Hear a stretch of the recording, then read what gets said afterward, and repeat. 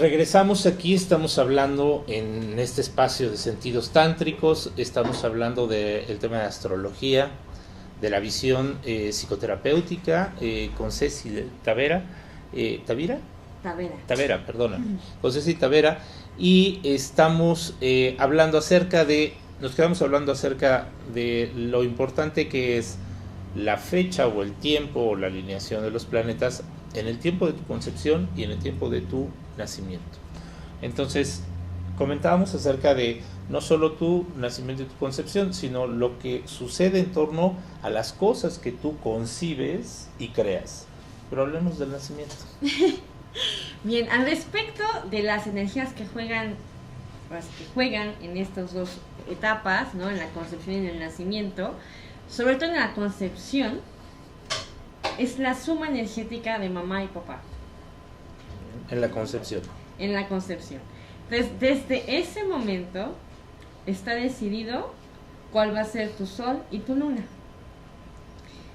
Inclusive, de acuerdo al sol y luna que tú tengas, por ejemplo, hablemos de alguien que sea Acuario y Leo.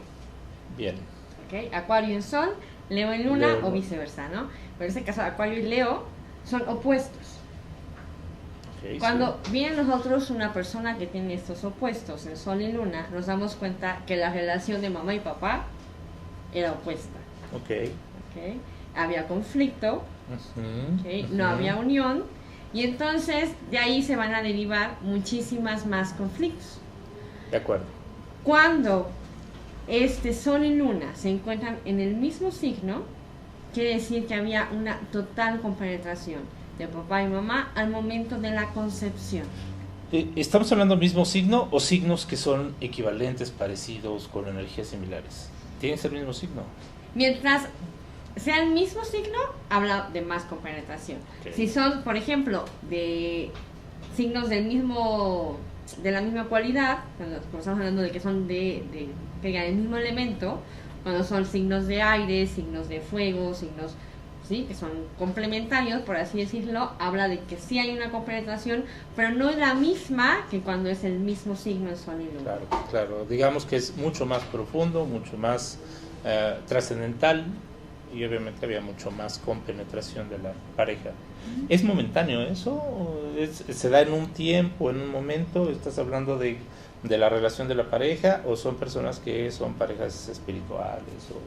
Estoy hablando de la relación de las dos personas que generaron o engendraron a este ser humano. En ese momento. En ese momento, como ellos dos estaban. Aunque después se divorciaran, se pelearan, se reclamaran la pensión. Después, a lo mejor son súper opuestos y después encontrarán el camino del reencuentro.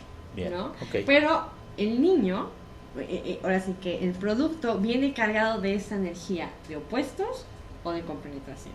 Bien, eso me gusta y eso es una idea muy interesante. Ahora, ¿qué necesitarías? Porque aquí es, obviamente en el tiempo de la concepción tienes a los dos, pero necesitas también saber qué datos necesitas de los padres para saber si estaban en ese momento o nada más con ver los tuyos. Con la carta del paciente en este caso. Bien, ¿okay? Okay. Y por ejemplo, los demás signos se desarrollan a partir de la fecha de nacimiento. Muy importante, el ascendente es para el cual ocupamos la hora. Okay. ¿Sí? Todos los demás es con la pura fecha y el lugar. Pero para el ascendente ocupamos saber la hora en que nació la persona. Bien. Sin embargo, el ascendente no se va a desarrollar sino hasta que pase la primera infancia. A ver, cuéntame, porque me habías dado una clave y después me la quitas, así sentí. A ver, cuéntame. Mira, tú naces en cierto lugar y a cierta hora. Y digamos que eso te va a llenar de una carga energética. ¿Okay? El lugar y la hora. La hora tiene que ver con el ascendente porque era donde estaba, qué signo, digamos, o qué constelación estaba en el horizonte al momento de que tu nacimiento. Bien. ¿Okay? Y esa carga energética se va a quedar contigo, pero no quiere decir que se va a desarrollar enseguida. Porque ¿qué representa el ascendente? El ascendente en astrología psicoterapéutica son todos los mecanismos de defensa que uno desarrolla para defender, o sea, para crear el ego ¿sí? Okay. Que nos va a defender en las circunstancias que estamos viviendo en la primera infancia. Okay. Por ejemplo, todo niño nace sin mecanismos de defensa. Sí, claro. Es auténtico, es libre, llora cuando tiene hambre, llora cuando se hace pipí, patalea, hace berrinche, tira la mamila. Simplemente es. ¿Okay? Lo cual no quiere decir que esté en conciencia de lo que es, pero sí es libre y auténtico. Okay.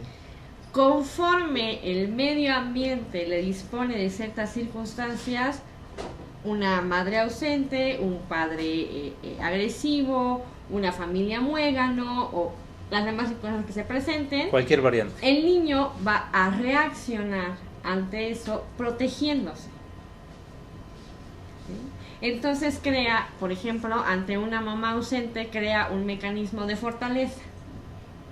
¿Okay? De yo soy fuerte, esto no me afecta. Se va fortaleciendo a sí mismo. ¿Okay? Y ese mecanismo de defensa que en ese momento le funciona para protegerse del medio, se va a convertir después en el ego. Ok, de acuerdo. ¿Okay? Por eso, el ascendente representa todos esos mecanismos de defensa que nosotros creamos y que después se convierten en esta digamos, faceta o esta interfase que nos divide a nosotros, el auténtico yo del que está enfrente. Okay. Entonces, por eso se dice que el ascendente es lo que el otro percibe a primera vista de nosotros. Pero lo que el otro percibe a primera vista de nosotros es este mecanismo que nosotros hemos creado para defendernos del medio. Claro. ¿Okay? Entonces, no eres totalmente auténtico. Uno tiene que aprender a volverse auténtico y abrirse a todas las experiencias, pero generalmente vamos con esta capa por la vida, ¿no? Generando un filtro entre si le voy a mostrar quién soy auténticamente, claro, o no le voy a mostrar quién soy auténticamente. Y eso es el ascendente. Qué interesante. Fíjate que en Tantra hablamos mucho de esta etapa y creo que les está pareciendo muy interesante. Estamos viendo aquí el chat, ¿sí? Muy buen programa, interesante. Sobre todo soy Piscis y mi ascendente Escorpión, ¿sí? ¿Qué significa? Bien.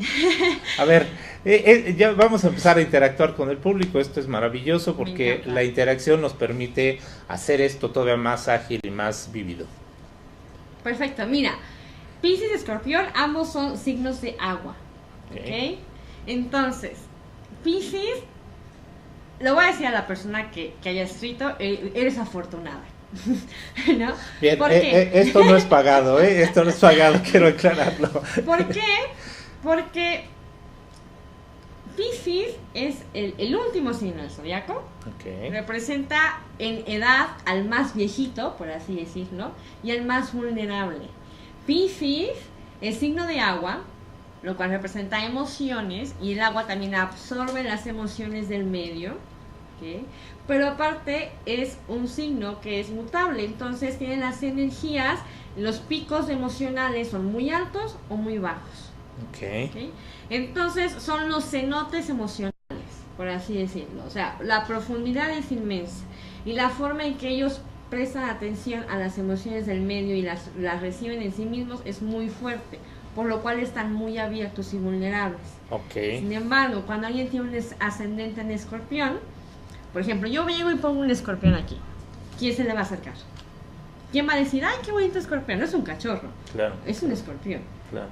Entonces, el ascendente, los mecanismos de defensa que esta persona ha creado, ese interfaz escorpiónico intenso, ¿okay? De emociones intensas, de fortaleza, con la coraza, con el punzón, todo le defiende en el medio. Entonces, digamos que es una interfaz, un filtro que va a hacer que la gente que comúnmente se acercaría con confianza a un Piscis, claro, porque tenga, apertura, digamos que este detenimiento y se tome su tiempo antes de acercarse a él, ¿no? Entonces lo defiende, de alguna forma lo defiende.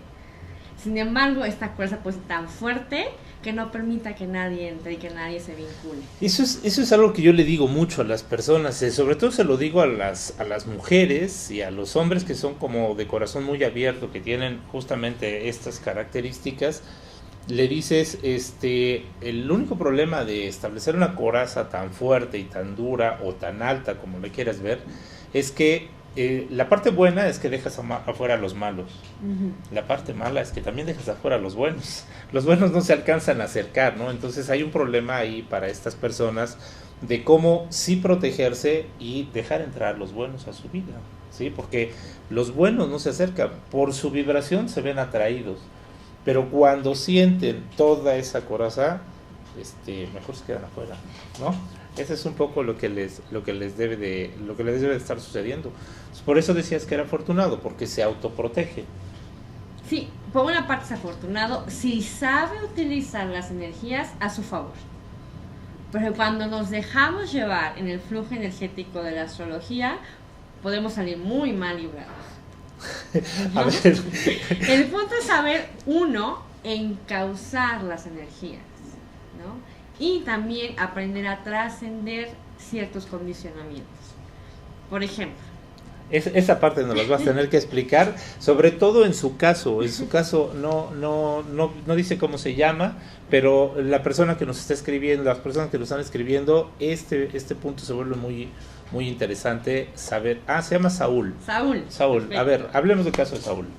Mira, en el caso de Saúl, ¿qué es lo que pasa? Son demasiadas emociones para él, Okay. muy profundas, y en algún momento dado se tuvo que haber dado cuenta que la gente a su alrededor no percibía de la misma forma que él. Entonces eso lo hace el Piscis, por eso es evasivo. ¿Y qué trabajo les cuesta? Mira, déjame dejarte aquí, Ceci, porque vamos a un corte comercial, vamos a nuestro Perfecto. segundo corte. Excelente. Y regresamos con este tema, con Saúl y con esta experiencia que es de la vida real. Gracias. Regresamos.